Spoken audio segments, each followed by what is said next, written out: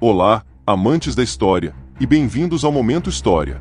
Imagine por um instante que você está em Israel, não em uma cidade moderna, mas em uma antiga escavação. O solo guarda segredos de milênios. De repente, os arqueólogos descobrem os restos de uma mansão de 1600 anos, uma propriedade luxuosa com mosaicos deslumbrantes, que um dia pertenceu a uma comunidade samaritana. Essa descoberta não é apenas um pedaço de rocha antiga, é uma janela para o passado, para um povo que hoje conhecemos principalmente pelas páginas da Bíblia. Ela nos mostra seu apogeu, sua cultura sofisticada e até mesmo sua resiliência em meio a conflitos. E é exatamente essa conexão entre o que a arqueologia revela e o que as narrativas antigas contam que nos traz ao nosso tema de hoje. Se você adora desvendar os mistérios do passado e entender como a história é construída, já deixa o seu like, se inscreve no canal e ativa o sininho para não perder nenhum episódio. Hoje, vamos mergulhar em um dos maiores debates da história e da fé: a história do Êxodo. A jornada dos israelitas para fora do Egito é uma das narrativas mais poderosas do mundo, mas para além da fé, ela levanta questões fascinantes. O que acontece quando a história da Bíblia se encontra com a evidência científica e arqueológica? O que a ausência de registros egípcios nos diz? E como historiadores e arqueólogos buscam provas para eventos que parecem estar apenas em um livro? Fiquem ligados, porque este é um debate que vai muito além de uma simples briga entre fé e ciência.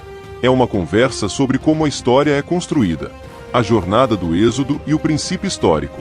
Para milhões de pessoas em todo o mundo, a história do Êxodo é a base de sua fé e identidade.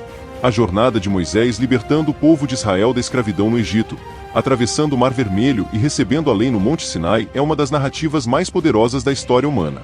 Mas, para historiadores e arqueólogos, essa narrativa levanta questões complexas. A principal delas: como conciliar um relato de milagres e eventos sobrenaturais com o que a ciência e a arqueologia podem provar?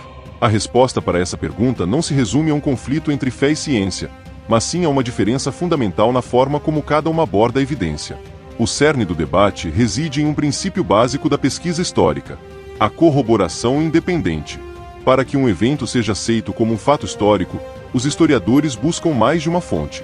Se um evento é descrito por uma única fonte, por mais detalhada que seja, ela é considerada uma peça valiosa de informação, mas não uma prova conclusiva. Pensem na queda da Babilônia em 539 a.C. O relato bíblico desse evento é amplamente aceito como histórico, e isso acontece porque ele é corroborado por outras fontes. O cilindro de Ciro, um registro persa, e textos cuneiformes babilônicos confirmam o fim do reinado de Nabonido e a entrada de Ciro na cidade. A Bíblia nos dá a narrativa, e as outras fontes confirmam os fatos. O grande desafio do Êxodo é que, nesse caso, a narrativa bíblica é a única fonte que temos. Não existem registros egípcios que mencionem as 10 pragas, a morte dos primogênitos, a perda do exército do faraó, ou a saída de uma população massiva de escravos.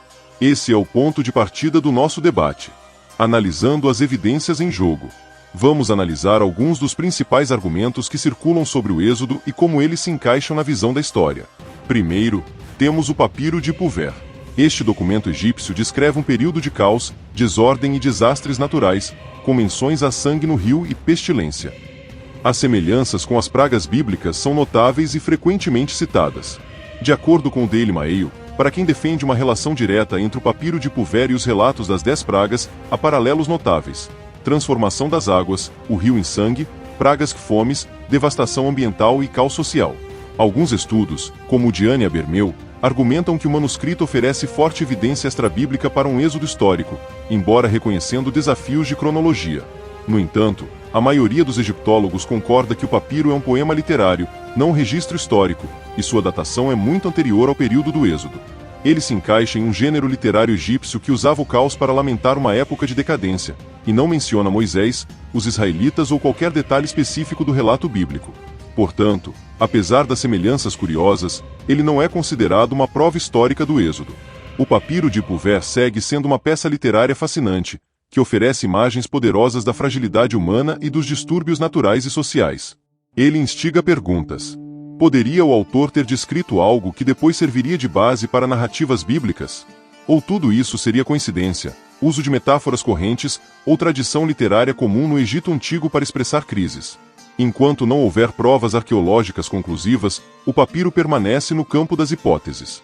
Seu valor, porém, é enorme, mesmo que apenas como janela para o modo como os antigos egípcios percebiam desastres, poder, ordem e ruptura social. Segundo, temos a ausência de registros egípcios. É um fato crucial que a história egípcia, assim como a de outras civilizações antigas, era uma forma de propaganda real. Os faraós registravam apenas vitórias e sucessos, omitindo as derrotas. É perfeitamente plausível que um faraó não quisesse registrar um evento tão humilhante quanto a perda de seu exército e a libertação de seus escravos. O problema, no entanto, segundo alguns historiadores, é a ausência de outras evidências que não seriam de propaganda. Um êxodo de milhões de pessoas teria causado um colapso econômico e demográfico, deixando rastros em registros administrativos ou em evidências arqueológicas no deserto do Sinai. Tais evidências ainda não foram encontradas, mas como em outros casos, estas evidências poderão surgir. Um exemplo notável dessa perspectiva é o caso de Pôncio Pilatos, que era citado na Bíblia e por alguns historiadores. A descoberta arqueológica mais significativa sobre Pilatos foi uma inscrição de pedra em 1961, encontrada na antiga cidade de Cesareia Marítima, em Israel. A inscrição, conhecida como a Pedra de Pilatos, traz o nome dele e o título de prefeito da Judéia. Essa descoberta é a única prova epigráfica de Pilatos e confirmou seu cargo e a sua presença na região, alinhando-se com as descrições dos textos antigos e indicando que a informação bíblica sobre Pôncio Pilatos estava totalmente correta. Terceiro, a evidência interna de Moisés e a lei de Israel. A educação de Moisés como príncipe egípcio é uma explicação poderosa para sua familiaridade com a cultura egípcia, o que dá plausibilidade ao relato. Além disso, a lei de Israel, que converge com o Pentateuco, prova que a memória de uma libertação do Egito é o alicerce da nação. A narrativa é autêntica e central para o povo. No entanto, o desafio continua sendo a falta de um registro externo que confirme os detalhes materiais dos eventos, como o número massivo de pessoas ou as próprias pragas. A perspectiva histórica. A análise nos leva a um ponto crucial para os historiadores. A celebração da Páscoa mostra que a memória de um evento de libertação do Egito é central para a identidade de Israel desde os seus primórdios. Essa memória está incrustada não apenas em textos, mas em uma prática anual que atravessou milênios. Para um historiador, a Páscoa é uma prova irrefutável de que uma memória de libertação existiu. No entanto, a celebração por si só não resolve o problema da natureza do evento. A celebração da Páscoa é a memória de uma libertação militar que não foi registrada pelos egípcios? Ou é a memória de uma libertação sobrenatural, onde as pragas e os milagres não deixaram um rastro material? A Páscoa não responde a essas perguntas. Ela prova que a memória é real, mas não como a libertação aconteceu. É por isso que os historiadores precisam de outros tipos de evidências arqueológicas ou de outras fontes para compreender o evento em sua totalidade. A lei da nação de Israel, a Torá, os 5 primeiros livros da Bíblia, incluindo o Êxodo, não era apenas um registro de eventos, mas o próprio fundamento legal, social e religioso da nação. Nesse sentido, a Torá funcionava como a Constituição de Israel, um documento que moldava sua identidade e seu sistema de leis. A Páscoa não é apenas uma festa de aniversário cultural, mas uma obrigação legal e um ato de reafirmação nacional, codificado na lei que o próprio povo de Israel se propôs a seguir. A celebração da Páscoa não é um simples ato de fé, é uma obediência à lei mosaica. Convergência e o desafio histórico. A convergência entre a lei e o relato histórico cria um cenário único para o historiador. O lado confiável. A existência de uma lei nacional que obriga a celebração de um evento de libertação é uma prova fortíssima de que a memória desse evento é a base da identidade nacional de Israel. A lei é um registro oficial da nação sobre sua própria origem. O lado da verificação. No entanto, essa mesma convergência é o que causa o debate historiográfico. O historiador, que busca evidências externas, se depara com a seguinte questão: o povo de Israel acredita que sua nação foi fundada por um evento de libertação milagrosa. Mas o que as evidências externas, como registros egípcios e a arqueologia, dizem sobre a natureza e a escala desse evento? O Pentateuco é mais do que um registro de nascimento separado da nação. Ele é o registro de nascimento que a nação se deu a si mesma e que se tornou sua própria lei. Isso fortalece imensamente o argumento de que a memória de uma libertação do Egito é central e genuína para Israel. O debate histórico não está na existência da memória, mas em como ela se correlaciona com o registro material e com a perspectiva de outras nações da época. 2 pontos de vista que se complementam. Para entender o debate, é útil distinguir 2 tipos de evidência. A evidência histórica busca dados verificáveis de forma independente, como artefatos arqueológicos, textos de outras civilizações ou o cálculo de eventos astronômicos. Já a evidência apologética usa argumentos internos e a plausibilidade do próprio texto para sustentar a confiabilidade do relato. A sinceridade de um autor, a coerência da narrativa e a existência de rituais comemorativos, como a Páscoa, são considerados provas de que os eventos são genuínos. O debate, portanto, não é sobre rejeitar a Bíblia. É sobre aplicar a ela o mesmo método de análise que se aplica a qualquer outro documento da antiguidade. Quando as evidências externas convergem com o relato bíblico, como no caso da queda de Babilônia, a história é firmemente estabelecida.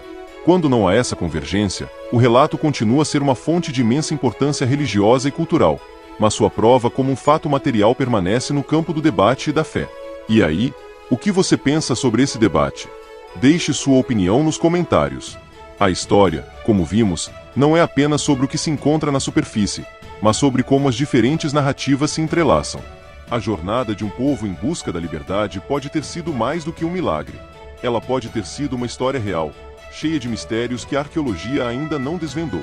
E se a maior prova de um evento não estiver nos registros de um faraó, mas na memória viva de um povo, essa busca por respostas continua. No final das contas, o debate sobre as pragas do Egito nos lembra de que a história é um labirinto, onde a verdade se esconde entre a memória, a propaganda e a arqueologia. Não é porque algo não está gravado em pedra que deixa de existir na memória de um povo.